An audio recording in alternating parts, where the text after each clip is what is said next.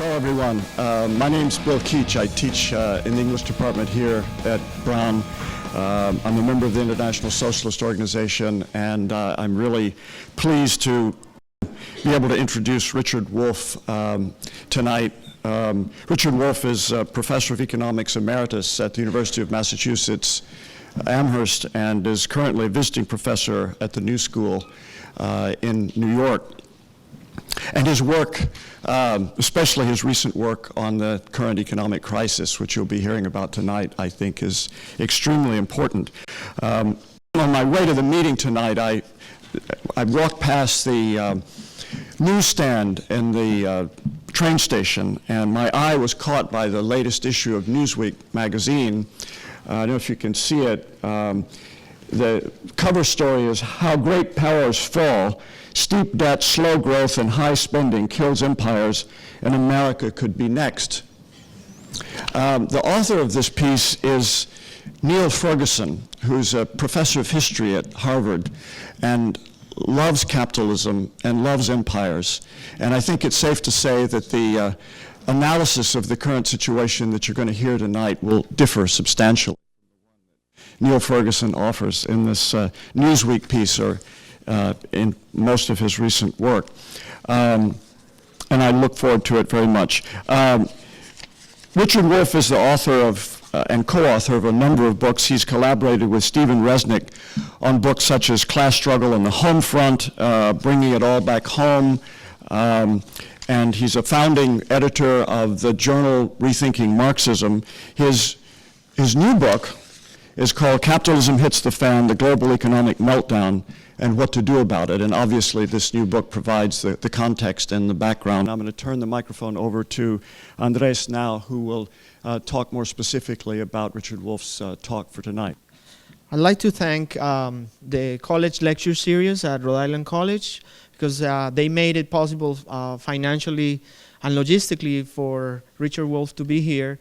And I want to extend that my congratulations to the International Socialist Organization who contacted us. I am actually an advisor for the International Socialist Organization at Rhode Island College, and we hope to strengthen these links through Professor Wolff's talk.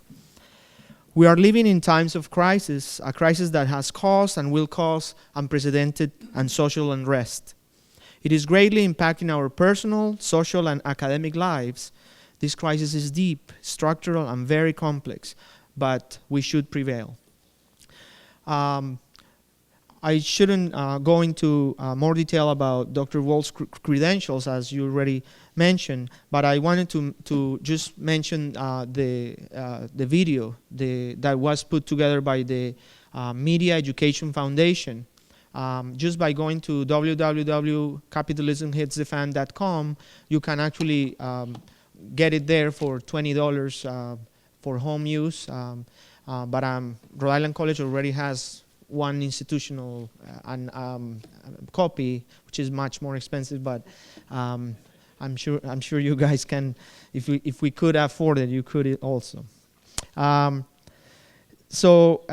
He recently.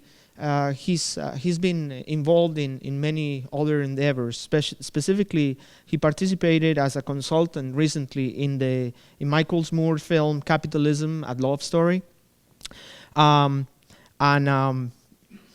The result of knowing Dr. Wolff personally, I really can say with confidence, while being his doctoral student, and now a faculty member, I'm really glad that he's here. Basically, about his explanation, I can with all certainty say that this analysis is not and does not pretend to be the right explanation or the only one, as you just pointed out. While being Dr. Wolff a student at UMass Amherst, he used to reiterate something that has stayed with me since then. Any explanation is partial and incomplete. And in fact, he used to say, any explanation always says more about the explainer, the one doing the explanation, than the one thing attempted to be explained. This is also so if this is that way, if we accept that premise, then what does this talk say about Dr. Wolff? I think it says many things, but I would highlight 3 things. First, it says that although there are different explanations to the crisis, the difference matters profoundly, as some explanations remain silent and even complicit to the exploitative conditions natural to capitalism. Second, it says that the current crisis is a crisis in capitalism.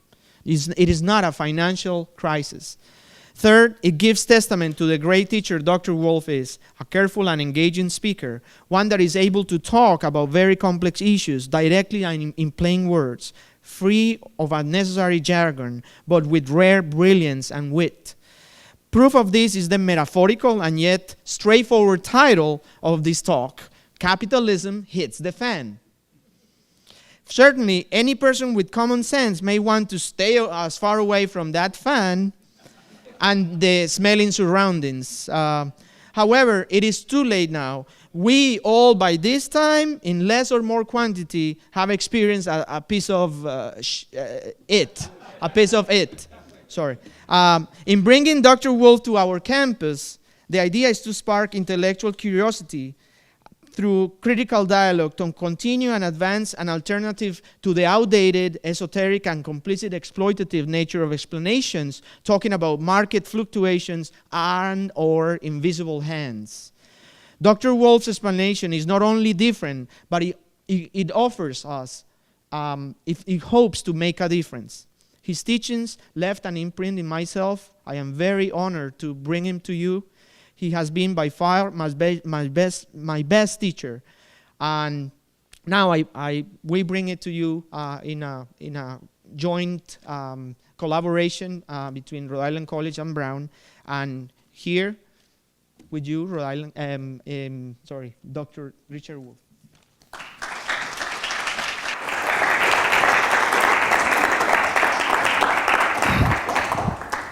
I have to live up to all those kind words. I will try. I take it as my job this evening to provide, in the next hour, a fairly daunting list of things. I'm going to try to tell you what this crisis is. I'm going to try to explain how we got here. I'm then going to try to explain what the government is doing and what the results of that are. And I'm going to conclude by suggesting an alternative path to what could and should be done as compared to what is being done. But before I jump into it, a few preliminaries. One is that this presentation is different. Otherwise, it wouldn't make much sense for you to come here. If all I did was to repeat what you get on the evening news or read in the New York Times or elsewhere, there really wouldn't be much point in it. So I promise you this will be different. Second, this is not, and maybe we have to do a little bit of this is not what it often is described to be. For example, it's not a financial crisis. To put the adjective financial in front of it carries the implication that it has something particular to do with banks or credit or the things that go by the name finance. It doesn't. There's no part of our economy, and indeed no part of our society, as you'll see, that is escaping or has any chance of escaping from this crisis. So putting this funny adjective in front of it is an attempt to make it small, to make its impact restricted, and I think that's a mistake. Here's another mistake, as you'll see.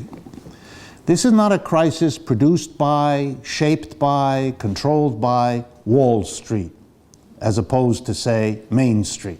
As you will see, Main Street and Wall Street were waltzing nicely down the road together, each washing the other one's hands, and only when the two fell out did they start blaming each other. You shouldn't be taken in by that little gambit. As you'll see, the problem here is that it's systemic. It has to do with a system of which finance is a part, Main Street is a part, Wall Street is a part, and as you'll see, other parts as well. Along the way in the story I'm about to tell you, you will get upset. At least, I hope so. And when you get upset, please remember, I am just describing this situation. I am not the author of this situation. Do not shoot the messenger, okay? Even if you don't like the message. And I'm going to do a little of this historically. So those of you that have either seen the film or have seen Moore's film, you'll know a little bit of this, but it will bear some going over. So first on the nature of the crisis. So we're all on that proverbial same page. This is the second major breakdown of global capitalism in 75 years. The last one hit in 1929. This one is compared to that one as it should be. It is profound and it is serious. Between the end of the Great Depression, usually dated around 1939, 1940. By the way, footnote, the Great Depression hit in 1929, and at the end of it is 1939. You should notice that it lasted a long time. The notion that the crisis is going to be over soon acts as though that's a kind of normal thing. A crisis as severe as this, if anything's normal about it, is it lasts a long time. Some commentators speak as though that's in the past. Yeah, we had long ones in the past. We don't have that anymore. Alert you. In 1989, the second most important capitalist country in the world went into a depression. That country was Japan. It's still not out of it. 20 years later. So the notion that these downturns won't last a long time, they'll be over soon, recovery's around the corner, is exactly what you might suspect. A grotesque example of wishful thinking. Nothing more than that. Another important historical comparison has to do with the fact that during the 1930s Great Depression, the President of the United States for most of that time, Franklin Roosevelt, tried everything. He tried everything that Obama is trying and more, and I will come back to that later. It didn't work.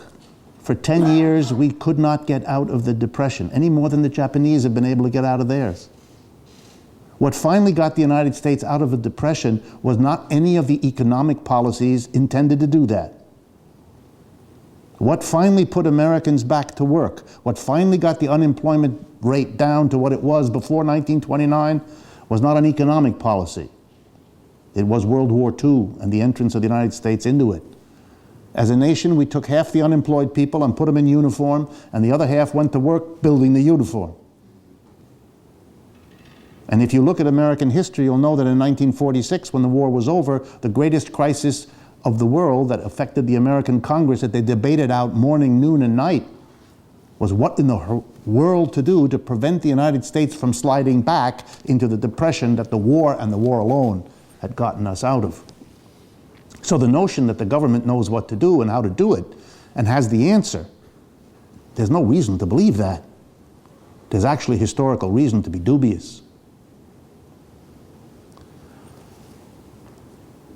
Why do I say all these things? Well, we are in a crisis that is very severe, and as I'll show you, it comes out of the American history.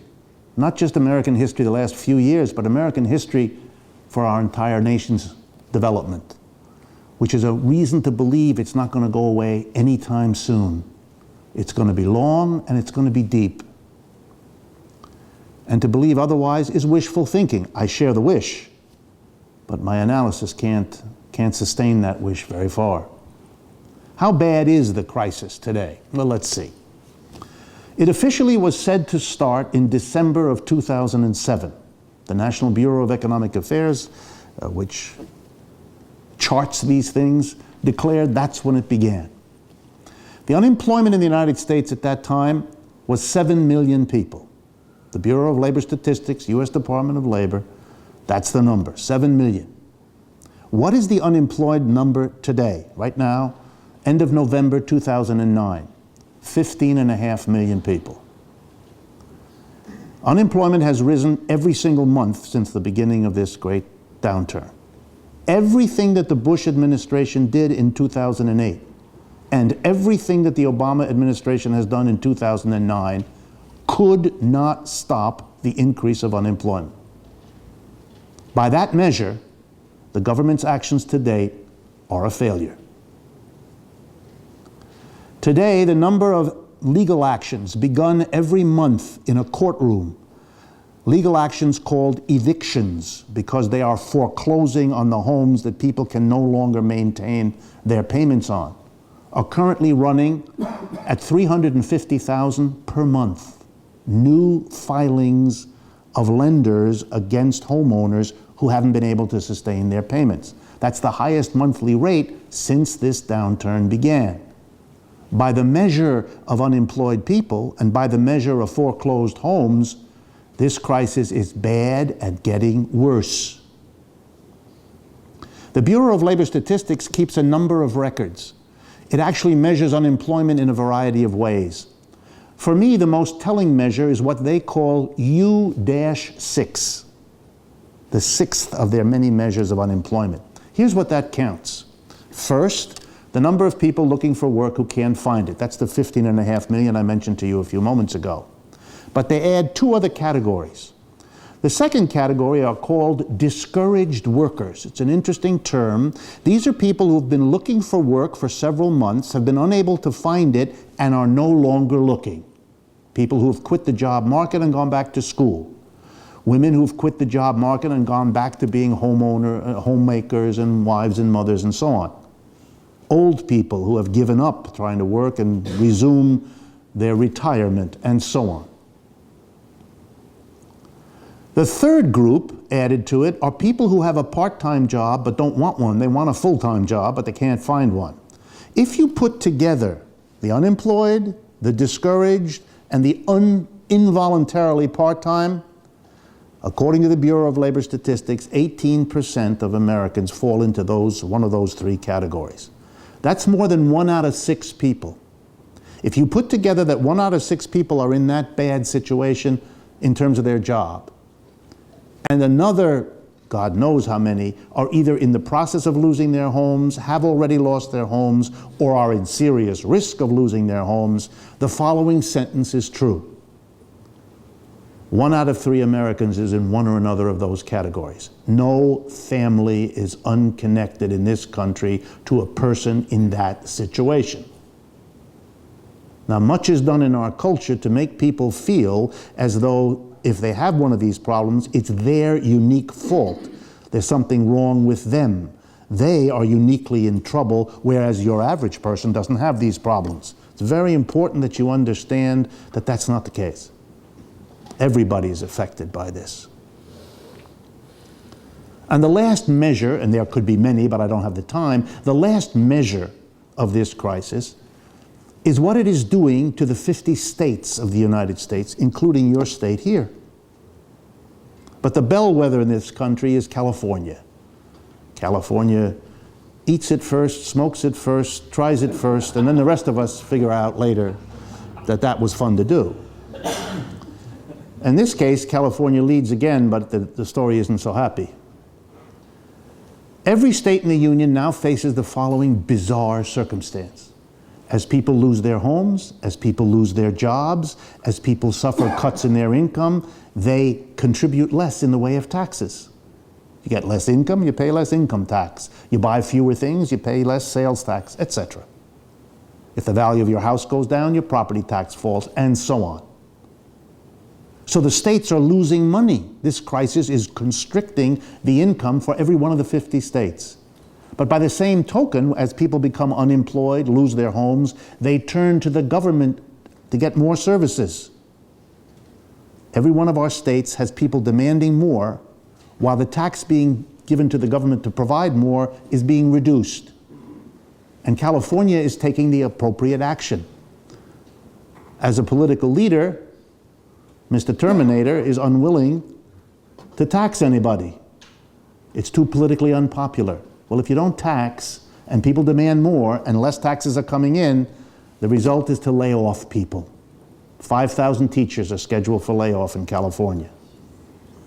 Prison guards, crossing guards, firefighters, police, all are being cut. And it's happening in every state, more or less, across the 50.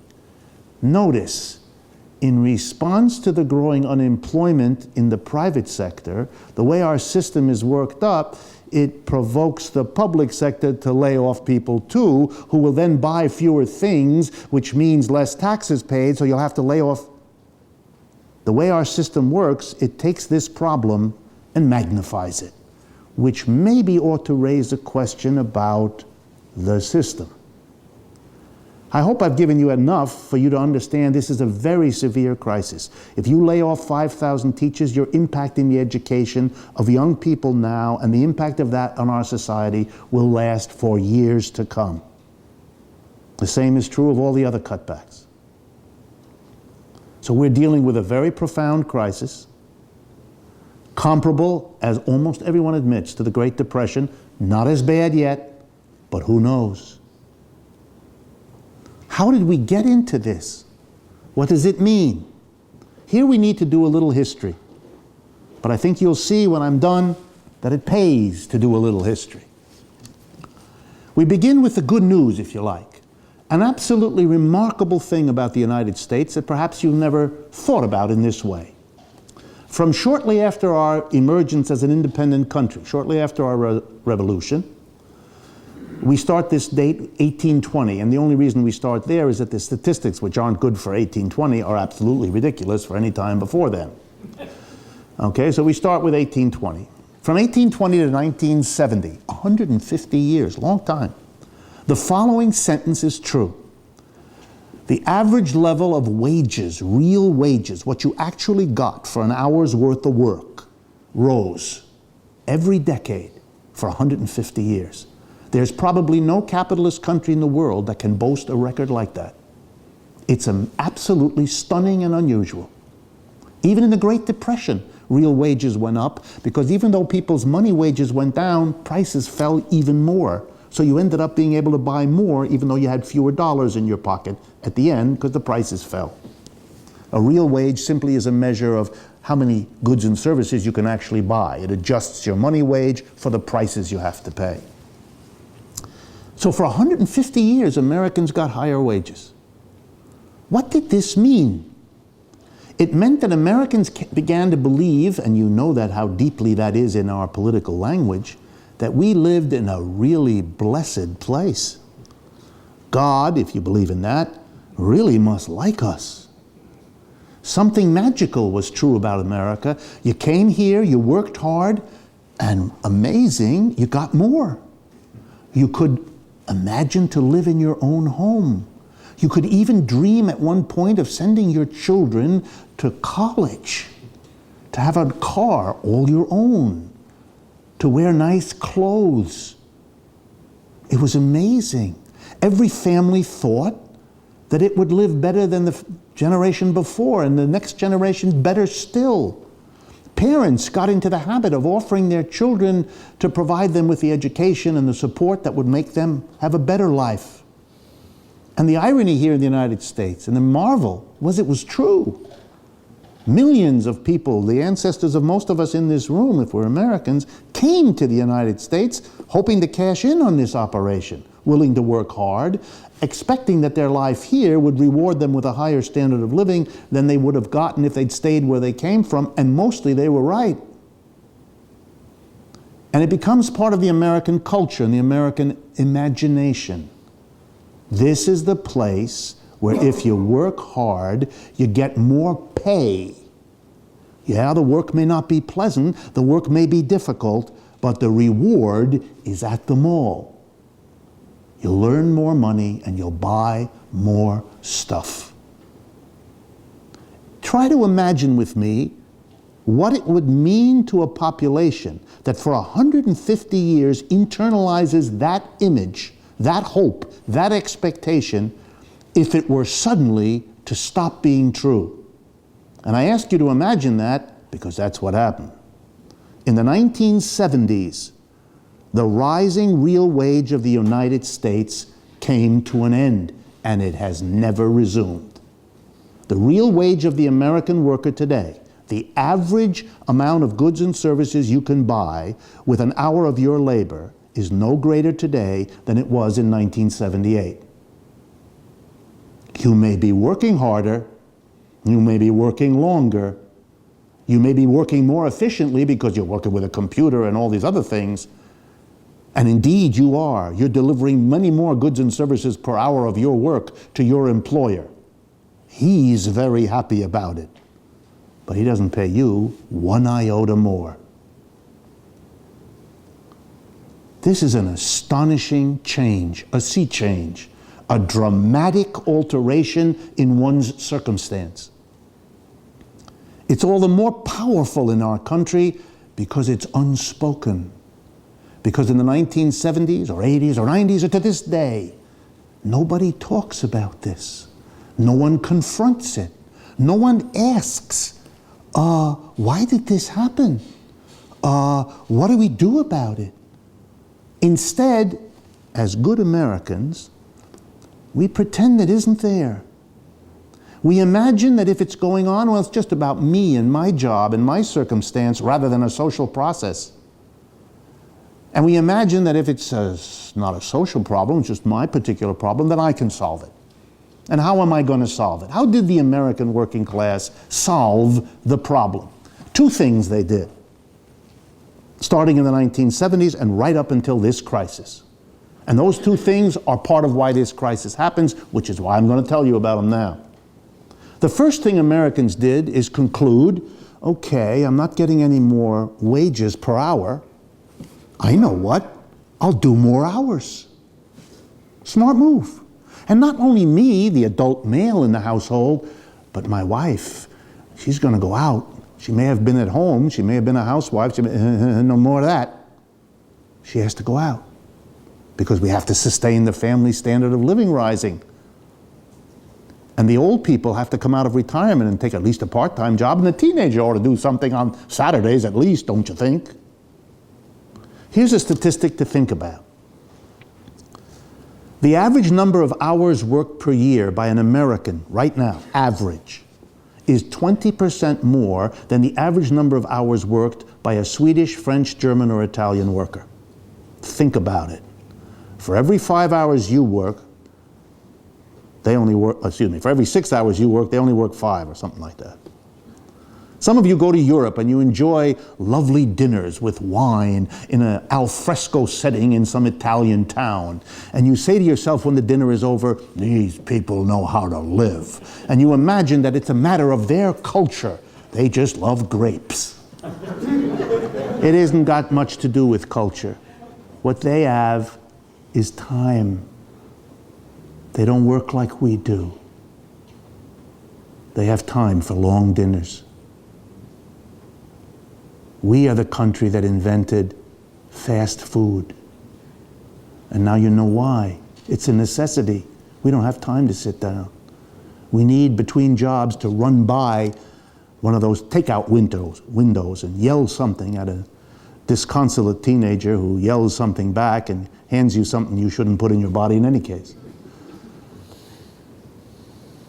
And so Americans went to work, most importantly the women. In 1970, 40% of American women worked outside the home for money. Today, double, 80%. An absolutely fundamental change. Those women had to do that. They may have thought of it as women's liberation, and it certainly had those dimensions. They wanted to help the family. The point, in fact, is if the family was going to continue to consume, to give its children what it had promised, to live the American dream, since husband wasn't going to get any more wages ever again, she had to go out. But when the wife goes out, all kinds of things change. Women in America, household women, held together the emotional life of our society. They did the emotional work. They provided the solace. When that woman has to go out and do 8 hours of work and get dressed and do the travel to the job and back home, she can't do it anymore. She may not face that fact, but she can. Starting in the 1970s, the United States became the country with the highest rate of divorce. The relationships couldn't survive. We have 6% of the population of the world and consume over half the psychotropic drugs, the antidepressants, the tranquil. What's going on? Are we crazy people? I don't think so. I think we are under extraordinary pressure. We work the longest hours on the face of the earth. We do more hours per average worker than the Japanese. And that's saying something. And our families are stressed, deeply stressed, as anyone who has studied this situation knows. Our behavior has changed under the pressure of this extra work. And one way to describe it to you is to mention a book some of you may know. A Harvard, I believe he's at Harvard, sociologist named Robert Putnam, wrote a famous book with a funny title, Bowling Alone, title of the book. And here's what he does. He studies Americans' participation in anything other than making their life hang together.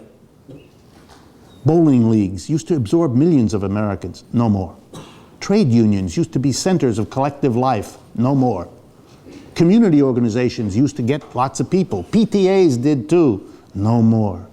Americans turned inward in the last 30 years, but it's not some mysterious cultural phenomenon. It has to do with you're working too hard, you're stressed out of your mind, your relationships are falling apart, your intimate life is a disaster, but you don't want to see it in terms of the wages and the job, and that's what I'm going to stress.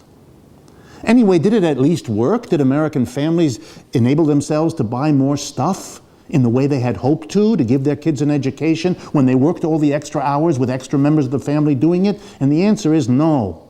It turned out that when mother went out to get a job, she needed a second car, because we don't have a very good public transportation system, and she needed a second pair of clothes, and when she was too tired to cook, she bought prepared food, and that all cost a lot of money.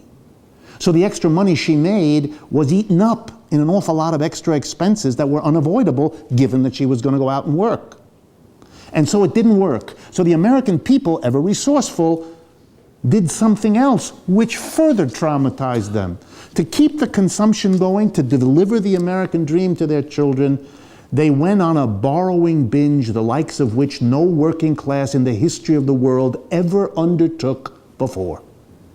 Starting in the 1970s, the American savings rate collapsed. We stopped saving money. But much worse than that, we borrowed money. We invented a new way to give everybody debts. It's called the credit card. Before the 1970s, we didn't have that. Only rich people had an American Express card. After that, we developed the American Express card for the masses. It's called Master and Visa, and you all have them. Many of you have lots of them. You collect them. You max one out, you get another one. And then you get another one. And you keep hoping that this Russian roulette will not get you. And so in 2007, we came to the end of the line for the working class. They couldn't work any more hours. They were exhausted. They were stressed beyond words. And now they were overwhelmed by having violated what their parents had told them. Save money, little boy. Hold something back, little girl, for a difficult time, for a rainy day, for special expenses, for an illness. Not only do we not save anything, but we're in hock up to our ears. Another statistic for you. When the Great Depression began in 1929, the average level of debt of an American family was about 25 to 30% of its annual income. That's what the average family owed. In 2007, the average level of debt of an American family was 125% of its annual income. There is no precedent for an economic downturn of the sort we have when it hits a population as indebted as ours is. One of the reasons nobody knows what's going to happen in this crisis is because we never had one under these circumstances before. But by 2007, it's over. The American working class had postponed coming to terms with the end of rising wages by working itself to the bone, by stressing itself out, and by incurring a level of anxiety about an unsustainable level of debt. The Federal Reserve keeps a statistic. What proportion of your disposable income is used simply to pay your debts? Think of it this way. how much of the money you earn can't be used to buy anything because you have to give it to the lenders who you owe money to. It's now at about 17%. 1 out of every $6 you earn is not available for you to spend. You just have to pay it in interest and paying back your debts. Not only will Americans be unable to borrow anymore, they can't carry it, but the people who used to lend to the United States working class are not interested in doing it anymore. Some of you will have already discovered that. You're going to get nasty letters from your credit card company announcing to you that you better pay 25, 30% on your credit card, or else you're not going to have a credit card. Your choice. As always in America, freedom of choice. Okay? So the working class is exhausted. It can't carry this. It can't continue. And somewhere in the United States, in all of us, we kind of know it. Can't quite face it, can't quite say it, but we know it. The most incredible change in our cultural form over the last 15 years has been the reemergence of films in which the leading theme is a typhoon, a flood, zombies, vampire. What is this? This notion that forces we cannot control are overtaking and undermining us, that doesn't come out of nowhere. There's a population that needs to express its fears, and that's a safe way of doing it. Let me turn now, as an economist, to the other side of the coin. If the workers have been taking it on the chin, have been experiencing life the way I've just described, how has it been going for the employers? And for those of you that have been hurting under the bad news of what I've been telling you, here's your chance to feel good. For employers, the last 30 years has been the best 30 years in the history of capitalism in the United States. No contest. And the explanation is very simple. Over the whole period from 1820 to 1970, not only did workers' wages go up, but workers' productivity went up. All that means is the quantity of goods and services that 1 hour of a worker's labor produces for the employer. It went up because workers worked harder, because they were better educated, they had more machines, they had better machines, etc. So for the 150 years from 1820 to 1970, workers' wages went up, but what they delivered to their employers kept going up too.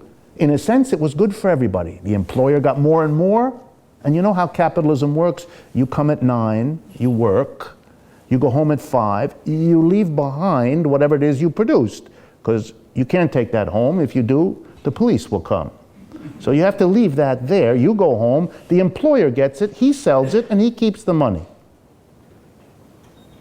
So if you're producing more and more per hour for your employer, he's a happy man. He's got more to sell.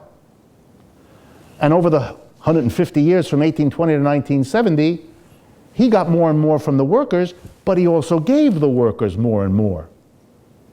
What happened after 1970 is that changed. The workers kept producing more and more for the employer. That's after all the last 30 years is when we all begin to work with computers, and computers allow us to do a lot more in an hour than we were able to do without a computer. So we keep producing more and more for the employer, productivity rises, but the employer doesn't give us any more at all. You do not need an advanced degree in economics, and being a professor of economics, I wouldn't advise it anyway. But you don't need it to understand that if workers are producing more and more for the employer, but he's not giving them more and more, then the whole benefit of rising productivity accrues to profits. So the people who made out like bandits in the last 30 years were the employers, number one, and whoever could get a piece of the profits the employers were getting. We call those people stock owners, shareholders. People who have a piece of a company can get a piece of the profits the company earns. That's how our system works. So the people who did really well in the last 30 years were the employers and the people who own shares in the companies. They did wonderfully. They were very happy.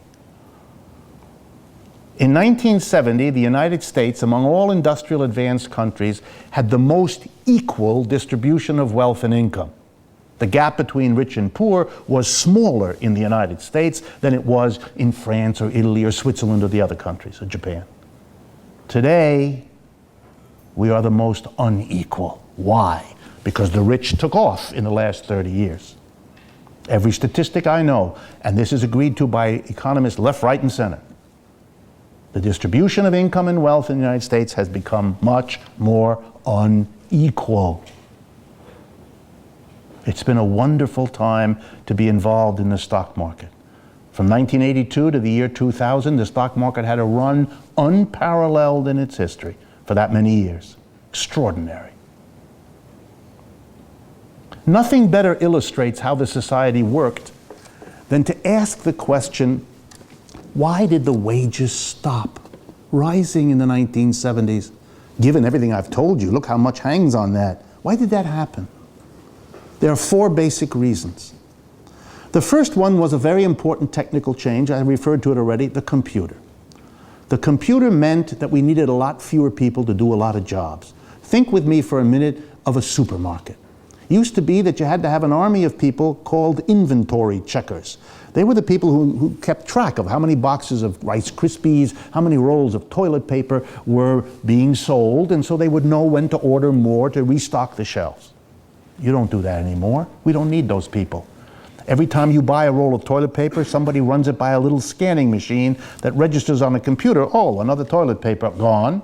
And when the little dot comes to turn red, then the one person instead of 50 who stands there mesmerized by that computer screen hits a button and more toilet paper is shipped from the company.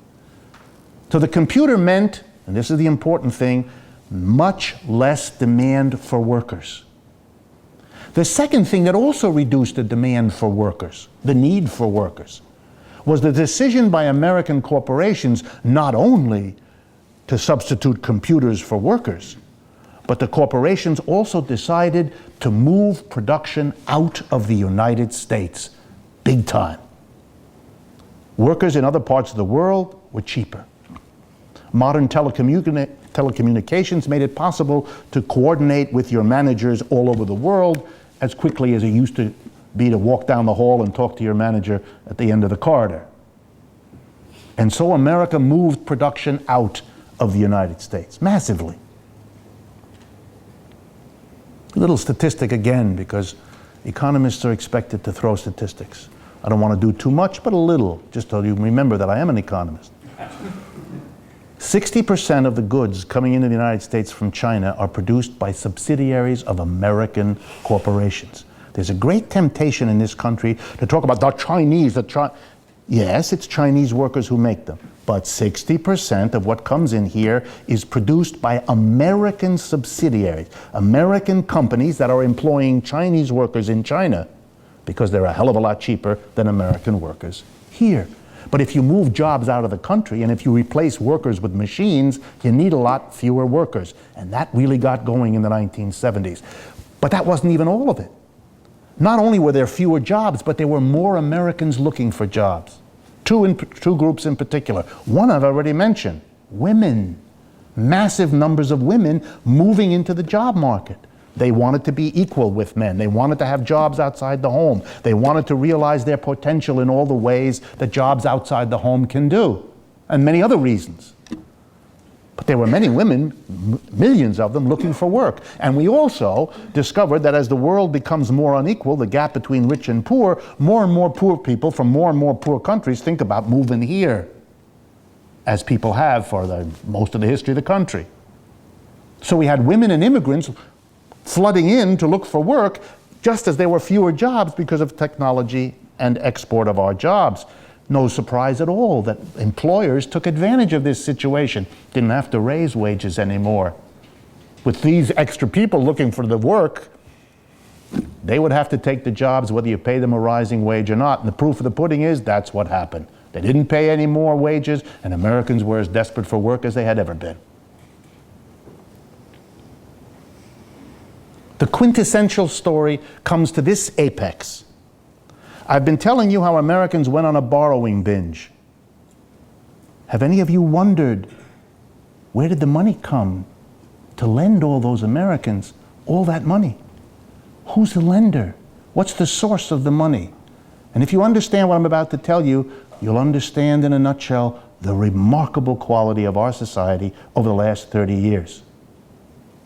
Because the origin of the money lent to the American worker were the extraordinary profits of American business. They had made so much money because the productivity went up when the wages went down that they turned around and used the extra profits that they got by not paying higher wages to lend it to the workers instead. Think of yourself now, and some of you will enjoy this, as if you were a businessman or a businesswoman, an employer. This is as close to nirvana as business gets. Instead of paying your workers higher wages over time as they work harder and better for you, you don't.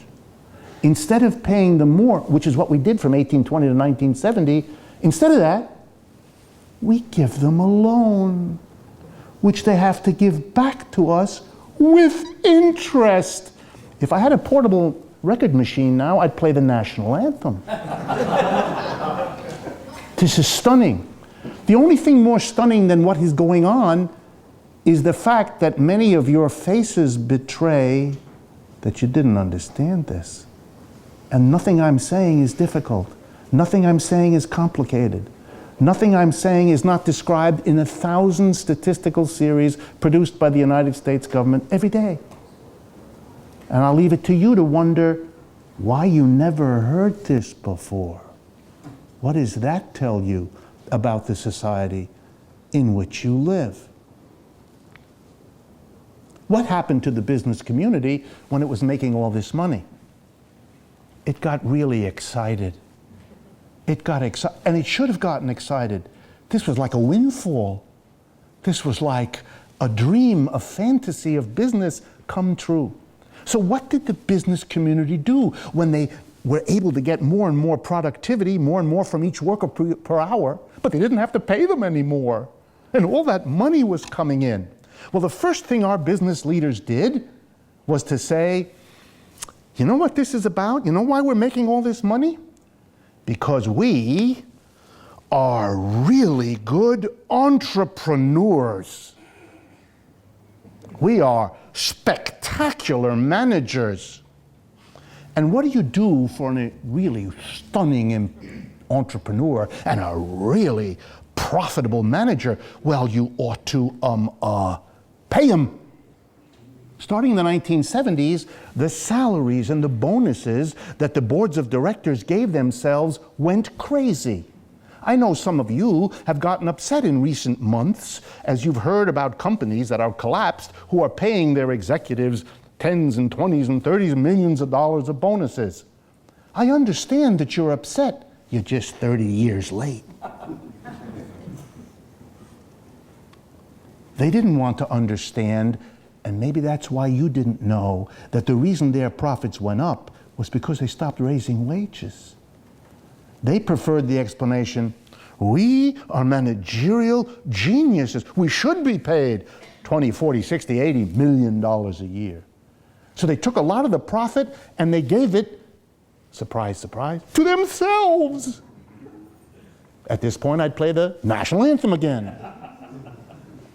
What else did they do? What else did they do? And if you understand this, you'll see much about modern American politics. They used much of the money to move even more production abroad. You know, most of the moving of production to China took place in the last 20 years when all of this was going on. It's very expensive to close a factory in Wolfe, Massachusetts, and open it in Tianjin. It's disruptive, it's expensive, it's risky. They wouldn't have done it if they hadn't been flush with the money to make all these changes easily.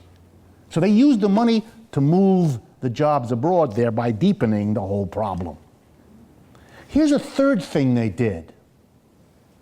They said, we're going to use this money to this profit that we're earning, to reshape American politics. We're flush with money. And over the last 30 years, we are living with the political results. The mass of workers turning inward, remember the bowling alone story I told you, the mass of workers not only withdraw from bowling leagues and PTAs and trade unions, they stop participating in politics They lost interest. Politics was no longer a neighborhood store with people with volunteers knocking on the door. Politics is about TV. The government is surrounded by armies of very expensive lobbyists. Increasingly, our politicians have to be billionaires themselves. The rich took over. I live in Manhattan. Our mayor is Michael Bloomberg. He just spent $120 million of his money to be mayor again. He outspent his Democratic rival 11-1. So excited were the mass of New York citizens in the mayoral election we just had a couple months ago. I should explain, New York City is an overwhelmingly Democratic city. The majority of people are Democratic registered voters. In the Democratic primary to decide who's going to run for mayor and so on, 11% of registered Democrats voted. 89% of the citizens of New York who are registered Democrats couldn't be bothered, didn't walk the 3 blocks to the church or the YMCA or wherever the polling place was to do it. 2 of the elections were runoffs, and we had to have a follow-up election 2 weeks later. 7% of registered Democrats bothered to do that. But while the American working class was withdrawing from politics to take care of the time of work they had to do and the stresses in the family and their anxieties about debts, while they were withdrawing from politics, in was coming the profit money to reshape the politics. We didn't have a sea change of political opinion shifting to the right. None of that. Stop. We had a mass of Americans quitting. No longer interested, no longer involved, don't give a damn. While a tiny part of our population, collecting an unprecedented amount of money, went in and made politics work for them. And that too comes out of the story of the wages and the profits and the relationship between them. And the last thing the business community did with its money was become hysterical. Very important that you understand that. Because in that way, they're no different, these business folk, than you or I. How are you going to behave when you win the lottery? When you get a phone call that says you now have $50 million, and last week you looked at your bank account and you had $50. You'd get a little strange. People close to you would notice that you were crazy. And the hope would be that it wouldn't last too long or be too bad. Well, the business community went crazy. In the 1990s, they began to imagine that the stock market was a magical place, and you could start a new company, and you could go into something called the internet, and you could promise that you'd make money in the future, and you could sell stocks, and people would buy them and bid against each other and make the price go up. It was really exciting. And from 1994 to 2000, the stock market went completely nuts. Everybody knows that. In the spring of 2000, the stock market collapsed when it turned out that a lot of these companies had no prospect of making profits ever. That you had spent $400 a share for a company that wasn't worth 4 cents a share. And then the stock market collapsed. And that's the actual beginning of our crisis, March and April of 2000. The most important stock market in the United States is called the NASDAQ. It's in New York City. It trades in these technological stocks. It hit a level of 5,000. It's the index that measures the NASDAQ. Today, the NASDAQ is at 1,800, 1,900. Do you understand? The most important stock market in the United States is today worth less than half it was in 2000. In terms of the long term, the stock market has been in a depression for a decade already.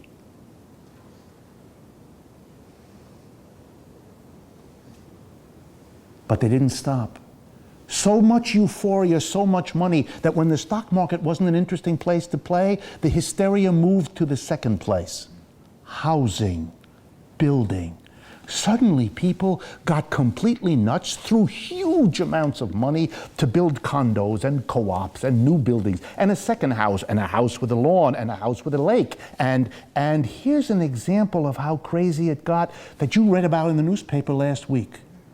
In the middle of the desert in the Middle East, a group of real estate developers, including a number of Americans, decided to build a new city in the desert.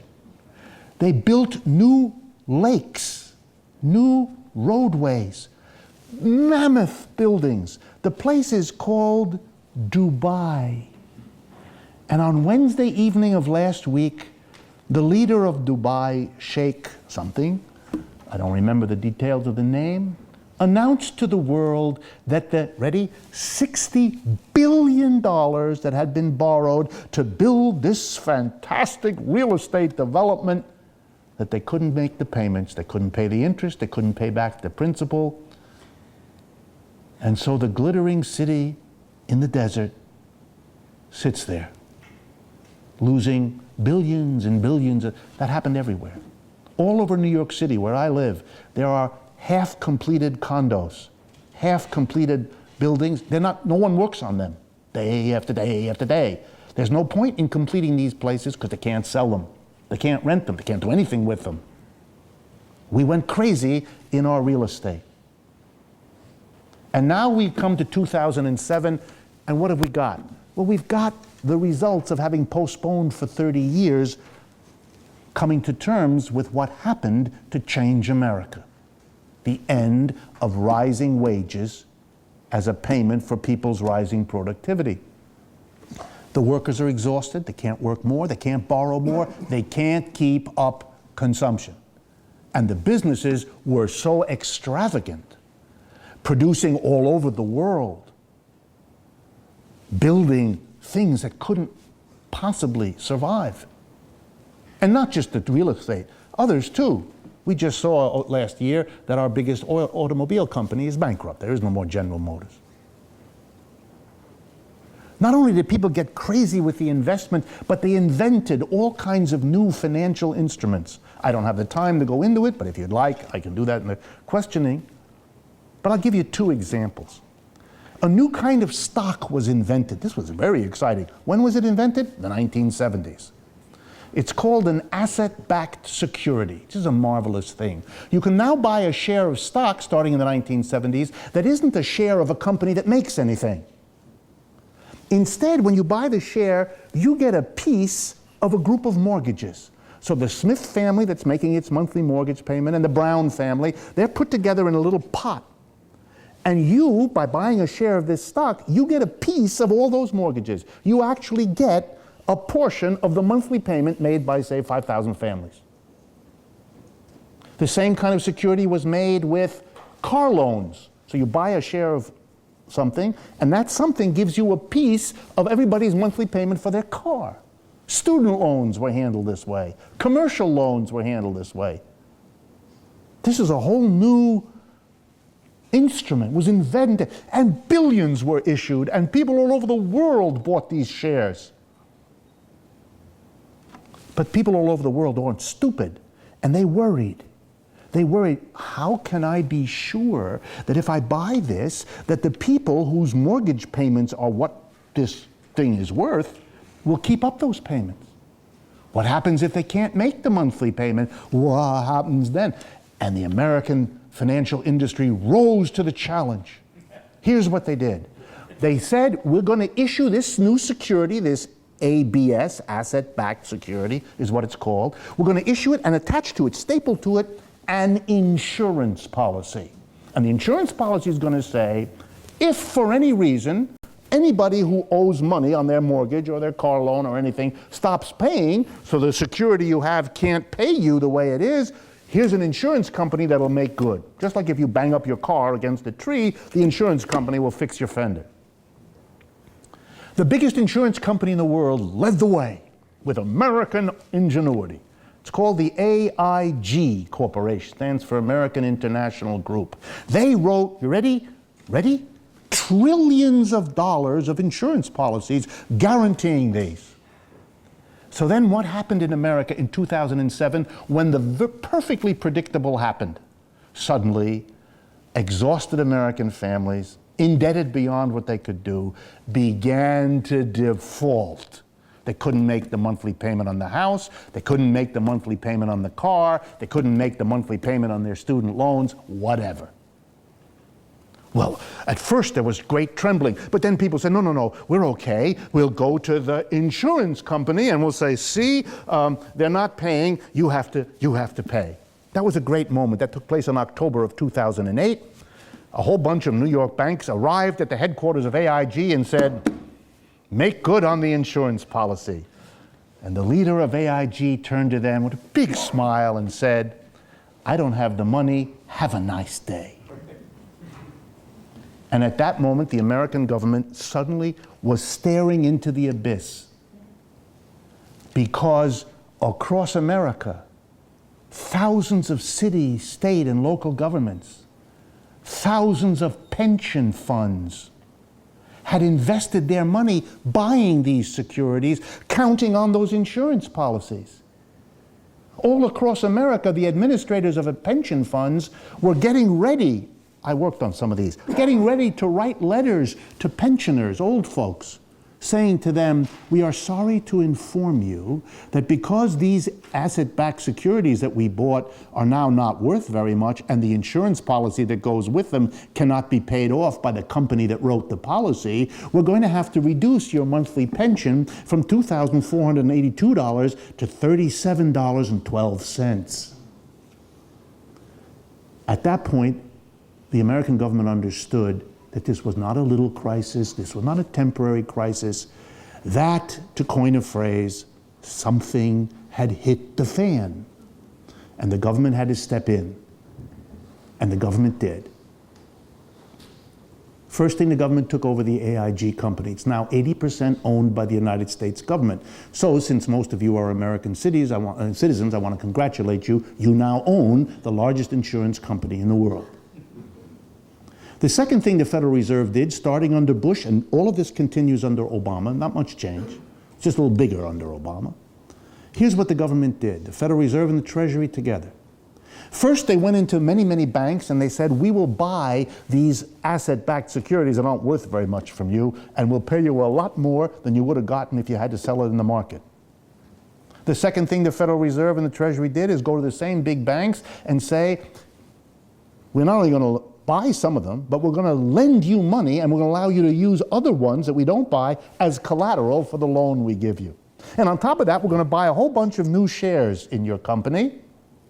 And on top of that, we're going to guarantee all your loans. That is, we, the government, will pay anybody that you've borrowed from, whatever you owe them, whether you can or not. The result is that all the 10 or 15 biggest banks in the United States are not private banks anymore, and they haven't been for a year.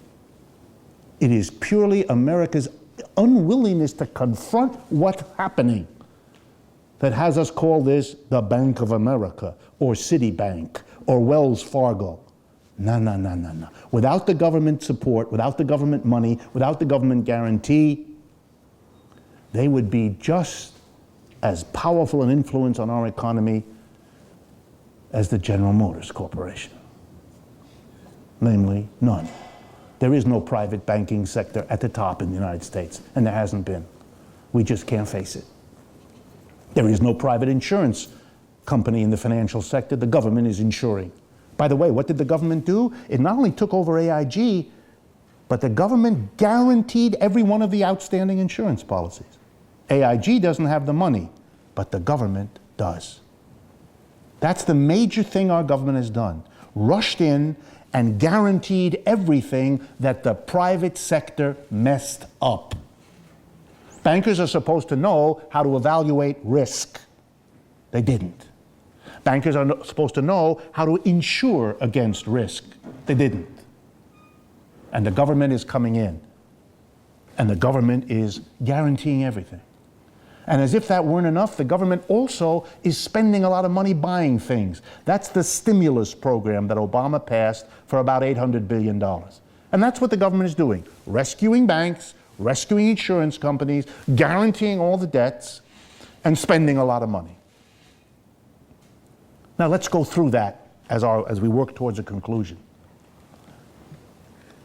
If the government is doing all this, if the government is spending records amount of money, which it is, and giving record amounts of guarantees into an indefinite future for an indefinite amount of money, you ought to be wondering, where exactly does that money come from? Governments have three ways to raise money. That's all they ever had. One is they can tax the people. Mr. Bush and Mr. Obama, in common with most of our political leaders, are not going to do that. They're not going to do that because they wouldn't stay president for more than 6-7 minutes once they did it. The American people are upset about a crisis, but not half as upset as they would be if they were told, we have a terrible crisis and we're now going to act, and so please everybody write us a check for 15 grand or 20 grand, which is what it would cost. So that's the end of that. I can even see from some of your faces, you couldn't stand it either. So the government doesn't do that. Well, that leaves to two other ways of raising money. One of them is by borrowing money, and the other one is by printing money. The government has the right to print money limitlessly. You don't have that right. If you do that, they get nasty with you. The government is currently borrowing money, that's its main approach, and printing some, which it's doing a good bit of. But here's the problem if the government's going to borrow the money to do all of this. Where's it going to borrow the money from? The American people have no money to lend to the government. Even American corporations are having a hard time. They don't have enough either. So the United States government, in order to pay for this, has had to resort to the only thing left, and that's to borrow from the rest of the world, which we've been doing more and more, and are doing now. I won't embarrass you by asking you to tell me what's the country that has lent the most money to the United States, but some of you know. It's the People's Republic of China. We owe them about $1.5 trillion. If you assume roughly a 4% interest rate, now that means, roughly, that $60 or $70 billion a year have to be sent from Washington to Beijing. Let me do that again. Every year, the United States government has to collect from its people $60 billion and simply mail it over there. So on behalf of the People's Republic of China and the Communist Party that runs that government, I wish to thank each and every one of you for making your contribution, because you do. $60 billion sent by the United States to China every year is much more than our total outlay for all foreign aid to all other countries combined. Are you with me? The rebuilding and modernization of the People's Liberation Army of China is financed by the United States of America. And once again, if I had a machine, I'd play the national anthem.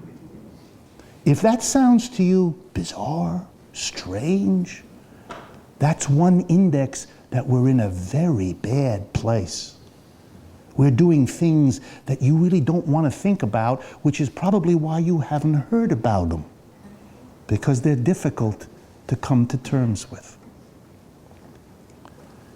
Is the program of rescuing the banks and spending all this money and borrowing from the Chinese and others, is it working? Well, I think the answer to that is a big not so well. It has helped the banks. They're looking a little better on paper than they did a year ago. And that has boosted the stock market to hope that maybe things can get better. The same stock people who think it could get better were the ones who thought before it would never collapse, so I wouldn't want to go too far with this. But for the average person, for the mass of Americans, it hasn't gotten any better. Unemployment keeps getting worse. The foreclosures keep getting worse. The crises at the fiscal levels of the state all get worse. And indeed, more and more Americans are becoming very aware of it. That some people are getting a lot of help from the government, but I don't seem to be one of them. And the people who are around me, who live in my neighborhood and work in my job, they don't seem to be among those folks either. And you're beginning to see a political separation in America that ought to scare you. Masses of Americans beginning to believe that they are being frozen out, dropped out.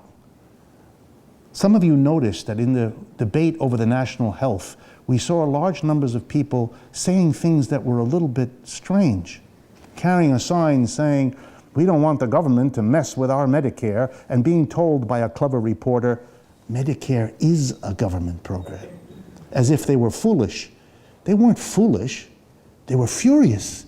They were so angry at what they see the government doing that they don't care what the issue is, they want to protest against what the government is doing. This is a population that is getting rageful, and for good reason. It really looks like we've saved the banks and the insurance companies, but the rest of us are on our own.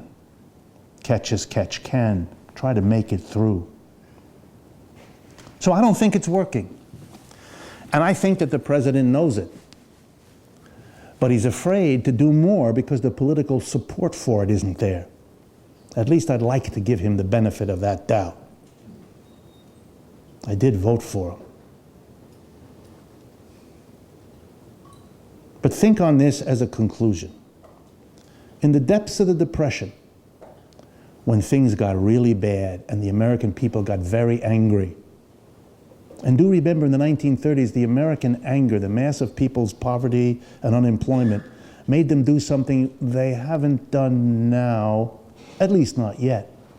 Millions of Americans joined and became active in the socialist and communist parties in our country. And that made a difference. And that frightened Mr. Roosevelt, and it frightened the business community, because these people were saying, the problem is capitalism, and maybe we ought to get rid of it. So suddenly something had to be done, and suddenly Mr. Roosevelt did things. The first thing he did was to respond to the problem of unemployment in a novel way. He hired people. Mr. Obama hasn't done that yet. Mr. Obama keeps talking about stimulating private enterprise to hire more people, which isn't working, hasn't been working for the last 15 months. Roosevelt tried it, didn't work for him either. So Roosevelt came in and said, okay, the government's going to hire the people. We're not going to have millions unemployed, all the capacity, the machines idle, the raw materials rotting. We have terrible social needs. We're going to put these people to work. We're going to use the material. We're going to produce. People who are working can pay their mortgages, so we won't have the home foreclosures, et cetera, et cetera. So the government came in and hired millions of people. This is not some socialist dream. This is, I'm describing to you what we did in our country by a president who was not a socialist, to say the least. What did he have the American people do?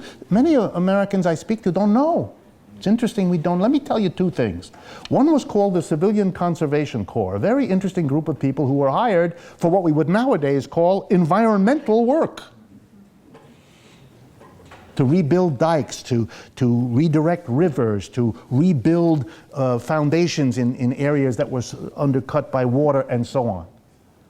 Many of them built the national parks in the West that many of you visit to enjoy those beautiful parks. Those were built by government-employed, unemployed workers.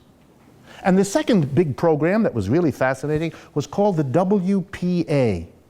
The WPA was the following clever idea, just to show you how creative we could be. Artists of all kinds that were unemployed were hired by the government. Singers, actresses, painters, sculptors, you name it, were hired. The government created roving troops of theater people, opera people, whole concert orchestras, and they were paid by the government to rehearse and practice and put on concerts and put on shows of how to sculpt and how to craft and how to whittle wood and all the other things that go into arts and crafts. And all across America, in little towns and villages that had never had any cultural activity at all, professional, skilled artists came. The United States never had such a flourishing of cultural activity in its country before, and we've never had it since.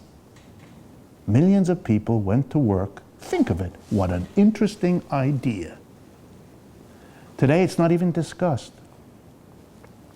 So one of the first things I would say is, why are we not looking at the actual things we have done in the past, and instead allowing people to go through the pain and the misery and all of us the loss of what 15 million unemployed people mean? but I would go much further. And I'm going to leave you with that. I think an economic system that works in the ways I've just gone through with you, that ends up sending money to China, that leaves people unemployed, that leaves people losing their homes. You know, we are a wonderful country. We now have a record number of homeless people side by side with a record number of unoccupied homes. We are a country in which we line up the homeless people to stare across the street at the empty homes. This is crazy. What is happening here? A society that does that twice in a major way in 75 years. And there were 12 business cycles between the end of the Great Depression and the crisis now. A system as unstable as this, as costly socially as this, is a system that this population ought to have the courage to question. The Cold War is 20 years behind us. 20 years ago, Americans were afraid to question capitalism because that might make you disloyal and be a proponent of communism or socialism. The socialism and communism of Russia is over, of Eastern Europe is gone, and the Chinese look more like us every day anyway. So maybe now we can have the courage to say, can't we do better? Can't we do better than this? Do we have to live with this? What would be an alternative? Well, some of you think that the alternative to capitalism is planning and public property as opposed to private property and markets. That's the way the New York Times sees it. I don't. Here's the alternative I would leave you with. Suppose we organized business differently in the United States. Instead of having the majority of people in every job come to work Monday through Friday, do the work, go home, leave behind the work they do, so that the people who make the decisions what to produce, how to produce, where to produce, what to do with the profits, are whom in our culture? The board of directors of a major corporation. What is the board of directors? 15 to 20 people, that's the average number. And who puts them in that position? The major shareholders, about 15 or 20 people usually. 15 or 20 people select the board of directors, 15 or 20 people who tell you what to do, how to do it, when to do it, where to do it. Suppose we reorganized businesses in America so that it worked like this. Monday to Thursday, you come and you do whatever your job has always been. Friday, you come to work, but you don't do your regular job. Instead, all day Friday, you and all the other workers have the following job description. You sit around all day and have meetings, and there you decide together what to produce, how to produce, where to produce, and what to do with the profits. No board of directors, no shareholders. Wow. Guess what would have happened in the 1970s if businesses were run like that? You think the workers would have stopped raising their wages? Unlikely. You think the workers would have moved production out of the country? Unlikely. Our entire economic history would have been completely different. Now, is this a pie-in-the-sky crazy idea that could never work? I don't think so. And here's my proof. Over the last 50 years, groups of American workers have been doing exactly this every year. Many of them. But I'm going to give you one example. It's in a place called Silicon Valley. It's a wonderful part of California, just below San Francisco, running south along the bay to San Jose. It's a center of the computer and telecommunications industry of the United States, indeed of the world. Every year, the following thing happens. Engineers, people who specialize in making software, but also some hardware, quit their jobs. They're working for companies like IBM and so forth, big traditional companies with a board of directors that makes all the decisions. They quit the company. They're making good money. They're trained technology engineers. And when they're asked, why do you quit? Their answer is, I hate that job. I hate that I have to come to work with a tie and a jacket. I hate it that somebody who knows nothing about software is giving me instructions what to do, how to do, when to do, what to... I hate that. I hate the stultifying atmosphere. So I quit. And together with other people who feel like me, we're all going to take our laptops and we're all going to gather in Harry's garage. And there's going to be a new rule in our new little business. No board of directors, no shareholders. Nobody tells anybody else what to do. We all get together, and Monday through Thursday, that's where I got the example, we come to work and we make software. And on Friday, we don't come to work to make software. We sit around and we decide what to do, how to do, where to do it, when to do it, and what to do with the profits.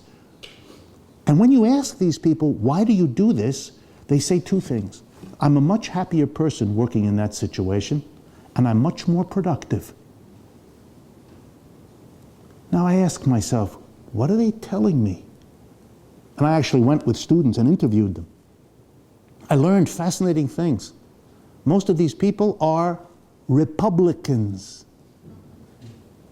And when I tell them, you know, this moving away from a capitalist enterprise and organizing a collective enterprise, that pretty much summarizes the proposal made by this German fellow years ago named Karl Marx.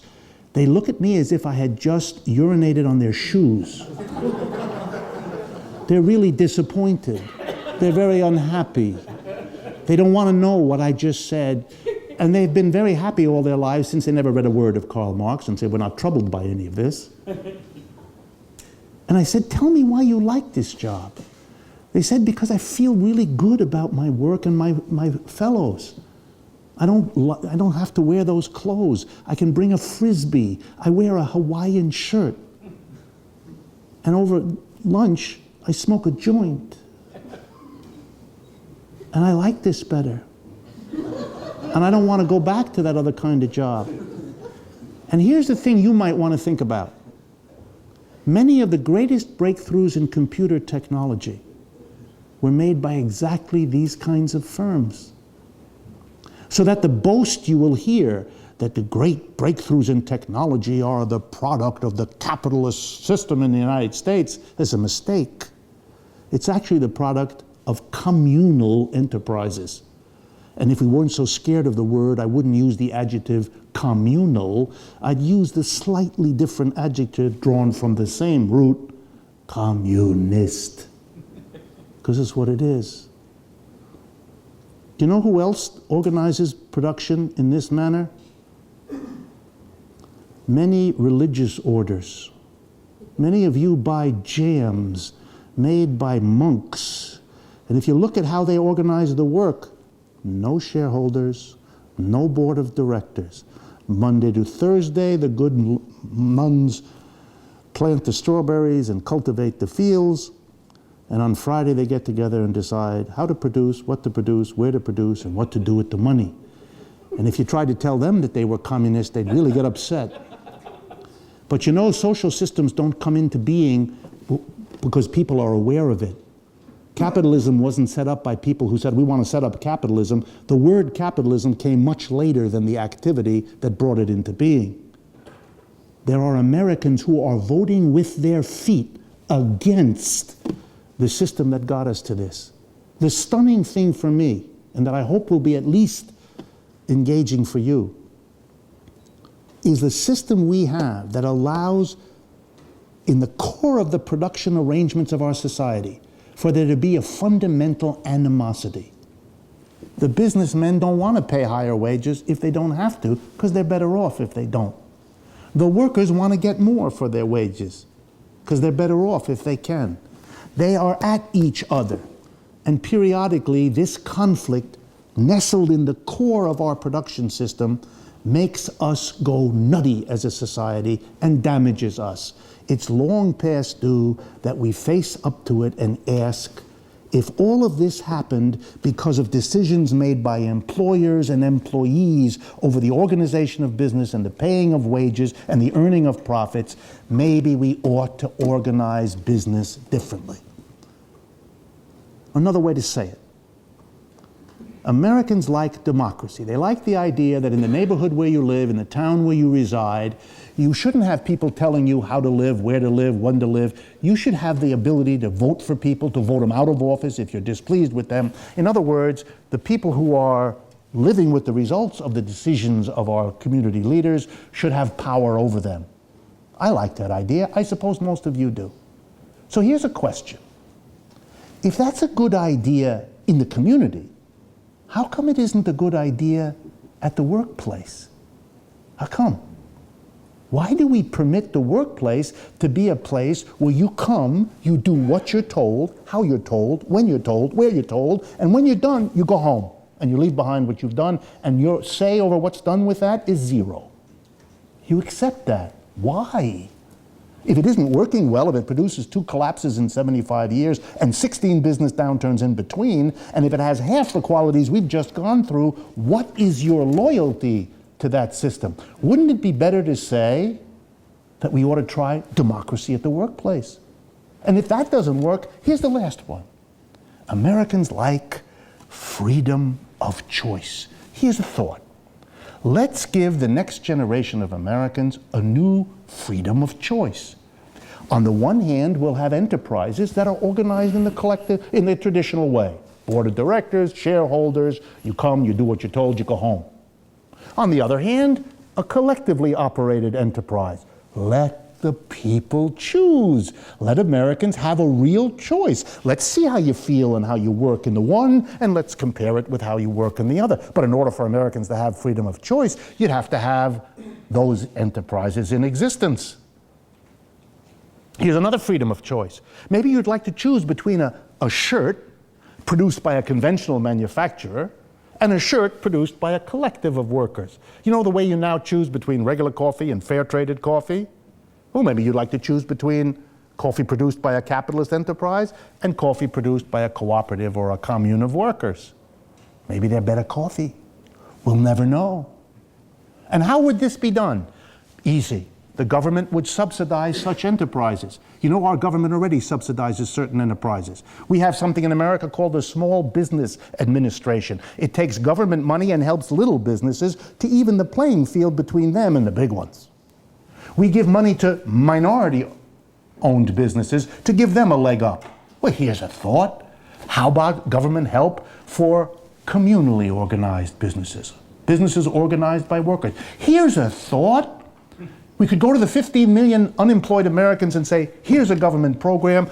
All of you that have the gumption, the wherewithal, the desire, you form new enterprises, we'll give you a cheap loan to get you going, to give you a job, to let you get underway because you're trying this new kind of enterprise which we want the American people to look at and have choice about. You may not agree with what I said, that's not the point. But ask yourself as my concluding shot, why have we not questioned the system we live under? Why have we not explored these alternatives? Why have we not faced how we got into this crisis? And why have we not confronted the absolutely absurd way we're trying, quote, to cope with it? If you can't answer those questions quickly and easy, that means you're aware that something is wrong here, and that we'll probably be better off as a nation if we face it and debate it than if we continue to pretend that there's nothing there and to be fearful that zombies or vampires or a terrible storm is going to get us. Thank you very much.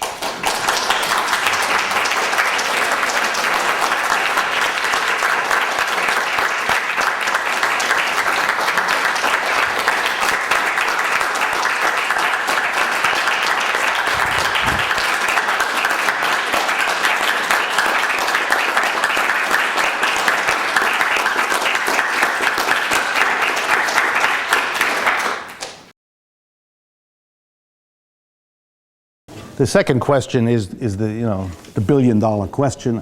How do we get from where we are to where I think we ought to go? I'm going to answer your second question first. I wish I knew. I wish I could tell you this is how we ought to go. I don't know. And the American people are frustrating for folks like us because we would like them to get together, we'd like them to move more, and it's proving to be very difficult. It gives me a lot of respect for the way this system pacifies the people in it to accept what they know better than to accept, but they don't know how to move. And I have to admit, I don't know either. I don't know either. So I can't help you much on that. I admit to something you may have sensed. I'm skeptical, I'm nervous about the whole ecological thing. Not because I disagree with the basic idea, I don't, I agree with it. But I smell a rat here. And the rat I smell is a lofty justification for cutting the standard of living of the American people a whole lot beyond what it is. That instead of facing that we're doing that, we're going to say, no, we're saving the planet. I understand the issues, and I believe in taking care of this planet and rethinking our relationship to nature as a cooperation and not a mastery and all of that. But I don't want that. I would be very upset if that began to be used as an excuse to make people feel that they're not being frozen out of a participation in a good life. They're actually doing something noble for the environment in the process. So I would want to see any ecological program that comes out to be social justice as well as ecological preservation. Some of my colleagues these days are enthused about something that goes by the name a Green New Deal. They use that phrase. And the idea, as best I can tell, is that now that the government has to spend a lot of money to save the economy, why doesn't it spend a lot of money on ecological projects, mass transportation, reforestation, all kinds of things like that.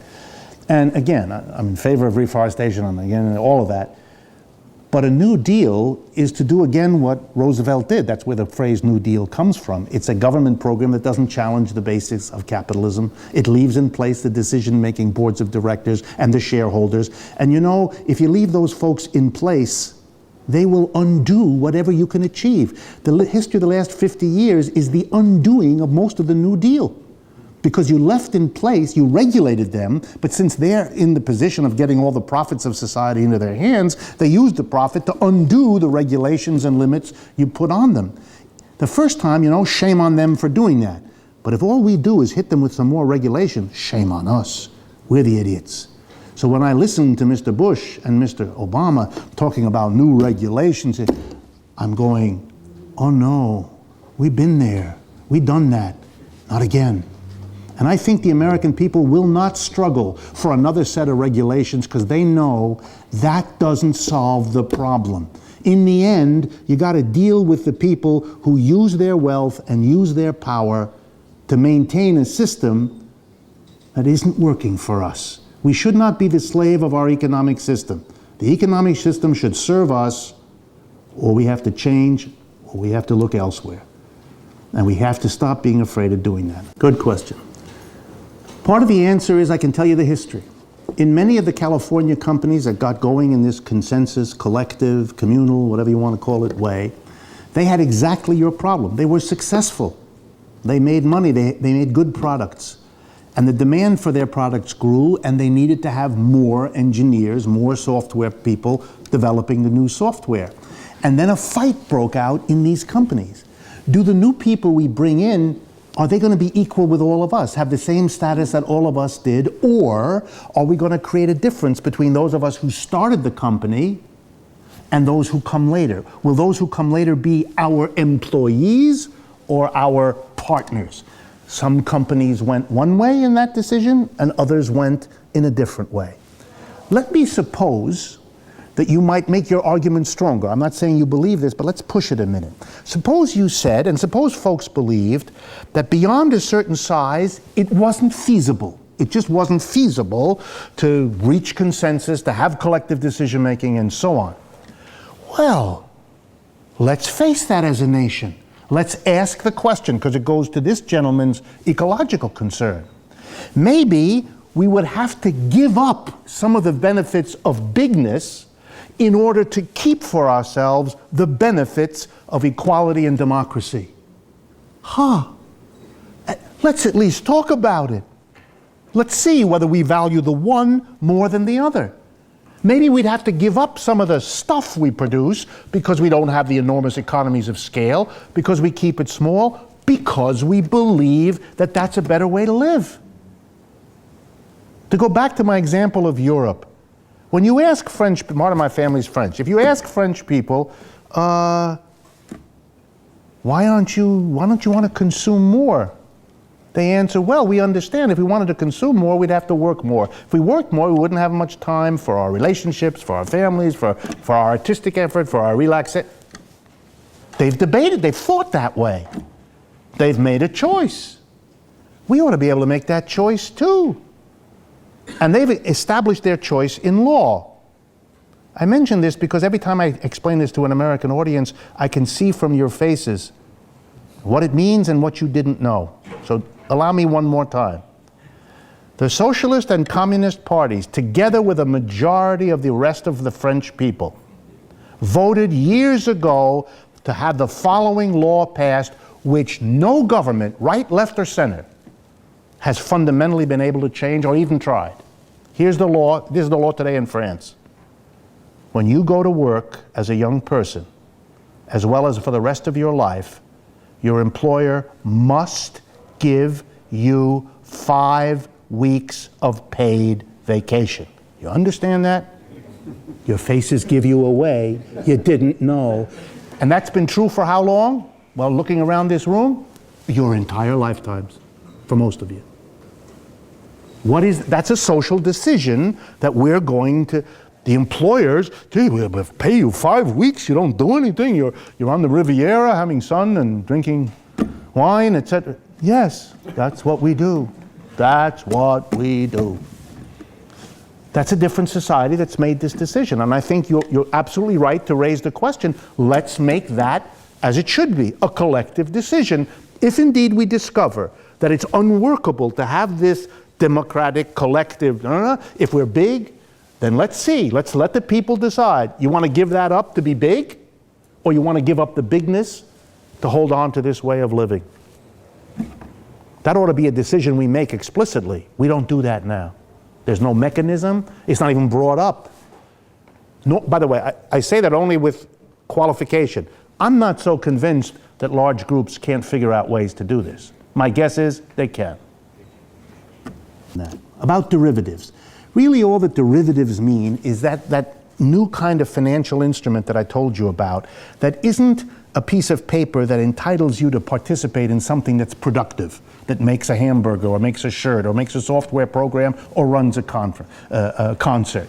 A derivative is when you have an instrument that gives you a handle on another instrument. That's why it's called a derivative. If you remember your mathematics, the first derivative, the second derivative of an equation, it's one remove, one step away. So the best example and the most important derivatives are these insurance contracts I told you about before. These pieces of paper which are a promise that in the event that a debt between two people isn't met by whoever the debtor is, then the insurance company will come in and make good the debt. That's a particular derivative. It isn't called an insurance policy, even though that's what it is. You might be fascinated to know why. I've been calling it an insurance policy. Why isn't it called an insurance policy? What is it called? Well, here's the name it has. It's called a credit default swap, a CDS. And when you read that in the newspaper, it's an insurance policy. Well, why don't they call it that? Simple. In the United States, in every state of our 50 states, there are strict laws governing insurance. What an insurance can charge, what an insurance can do, how much reserve an insurance company has to hold. The big companies that wanted to get into this very lucrative business of writing these contracts didn't want to be held back by all these rules. So they called the insurance policy something else, namely a credit default swap. No laws govern that because it never existed before. To this day, no laws govern it. They are now discussing in Congress passing some laws. But that's a perfect example. As soon as they pass the laws for the credit default swap, I will personally invent a new name, and that'll be unregulated until it hits the fan again. Well, that's our history. So these credit default swaps are a derivative because they're a piece of paper that promises to pay in the event of a default.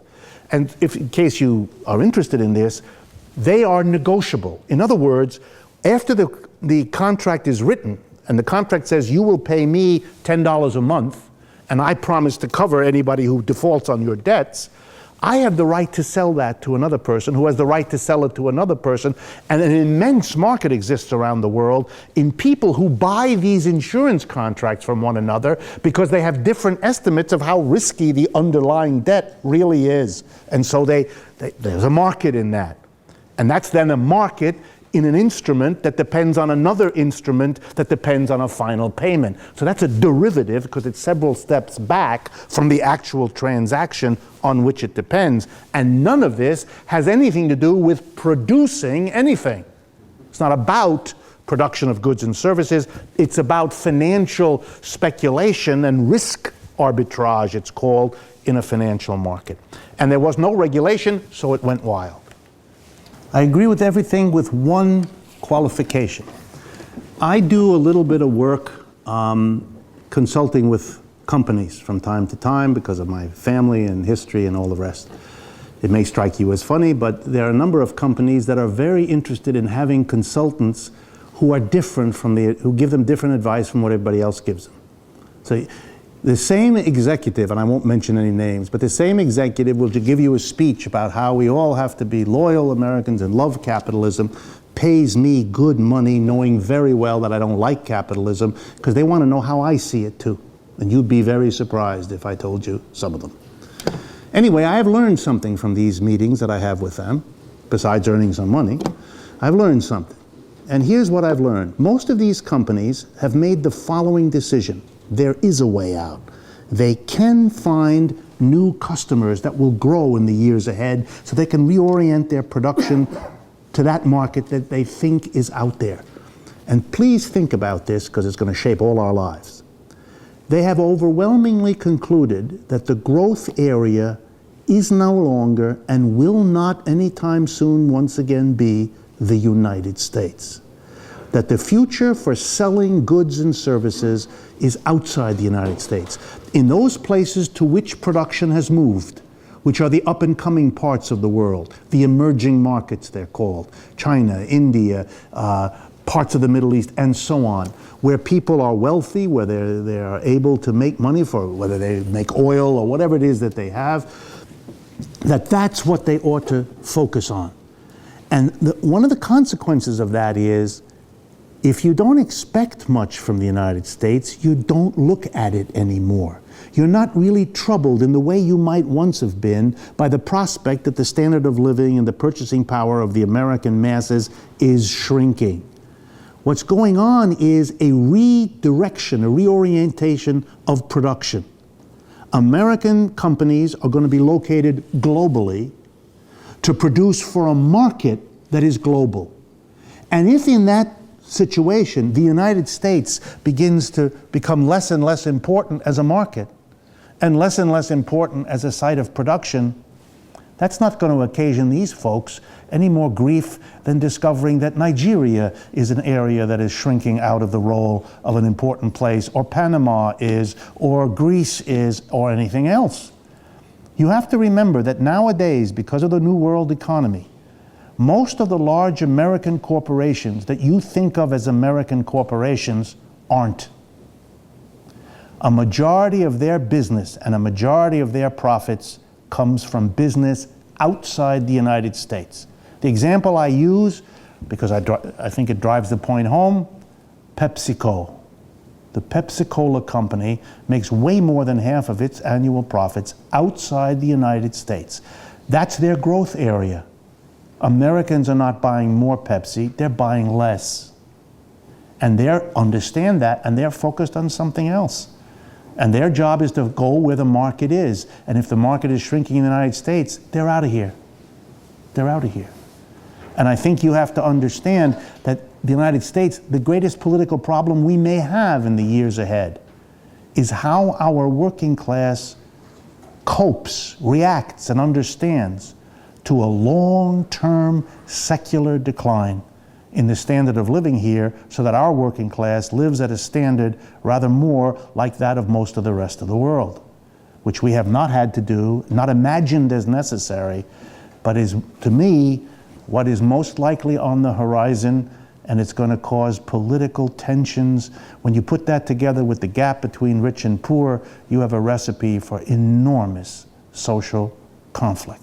What happens to a society, and I know we have to stop, but what happens to a society if its economic power is declining, if its political power is declining, if its cultural and moral role in the world is declining, but it still has the most powerful military?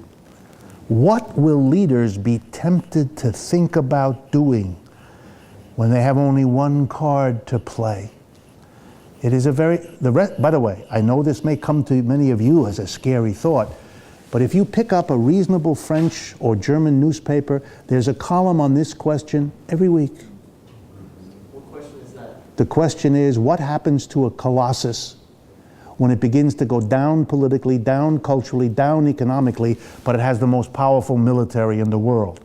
What will it be tempted to imagine is possible is that if they use what they got, maybe they can recoup what they lost. Uh-oh. Uh-oh.